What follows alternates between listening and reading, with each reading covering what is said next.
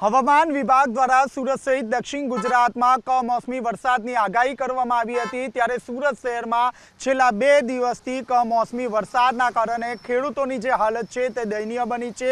ગત રોજ જે રીતે વરસાદ વરસ્યો હતો જેને કારણે જે ડાંગરનો જે પાક છે તે પલળી ગયો હતો અને જે ખેડૂતો છે તે ખેડૂતોએ પોતાનો જે પાક છે તે પાક આ રીતે જે રોડ છે તે રોડ ઉપર સુકવવા માટે મૂક્યો હતો, પરંતુ હાલ તેમની સ્થિતિ આપ જોઈ રહ્યા છો। જહાંગીરપુરા દાંડી રોડ વચ્ચે આ રીતે જે ડાંગરનો પાક છે તે સુકવવા માટે મૂક્યો હતો, પરંતુ જે મોડી રાતથી જે રીતે સુરત શહેરમાં વરસાદ વરસી રહ્યો છે જેને કારણે ડાંગરનો જે પાક છે તે પાક પલળી ગયો છે અને હવે આ જે પાક છે તે કોઈ પણ પ્રકારે જે મંડળી છે તે મંડળીમાં લેવામાં આવશે નહીં, કારણ કે આ પાક સંપૂર્ણપણે પાણીમાં પલળાઈ ગયો છે જેને કારણે ખેડૂતોને ભારે નુકસાન જોવા પામ્યું છે। આપણી સાથે ખેડૂત જોડાયા છે, તેમની સાથે આપણે વાતચીત કરીશું।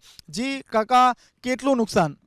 નુકસાનનું તો હવે કહેવાનું જ શું હોય, બધું જ ભાત પલળી ગયું છે। આ જીનમાં લઈને ગયેલા હતા તે ટ્રેક્ટરે પાછા લઈને આવવા પડે છે અમારે।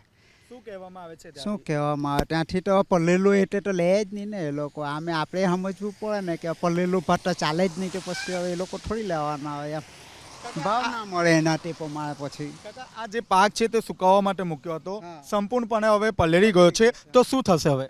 હવે એને સુકાવવો જ પડે, બીજું કંઈ નહીં। સુકાયા પછી મંદરી લેશે તો એ 2 નંબરમાં 3 નંબરમાં એવી રીતના, મતલબ જે ગ્રેડ મળવો જોઈએ એ ગ્રેડ નહીં મળે હવે, એટલે નુકસાની તો છે જ ને। હવે આ પાકની ઉપર ઓછામાં ઓછા હવે અડધો ભાવ જ મળશે જે મળે તેનો, બાકી નહીં મળે। જી, આપ જોઈ શકો છો આ જે પાક છે તે પાકને હવે અડધોથી ઓછો જે ભાવ છે તે ભાવ મળશે। આપ જોઈ રહ્યા છો આ જે પાક છે તે સુકવવા માટે અહીં મૂક્યો હતો, પરંતુ હાલમાં જે પાક છે તે પાકની હાલત આપ જોઈ શકો છો। સંપૂર્ણપણે આ જે ડાંગરનો જે પાક છે તે પલળી ગયો છે જેને કારણે ખેડૂતોએ હવે રડવાના જે દિવસ છે તે દિવસ આવ્યા છે।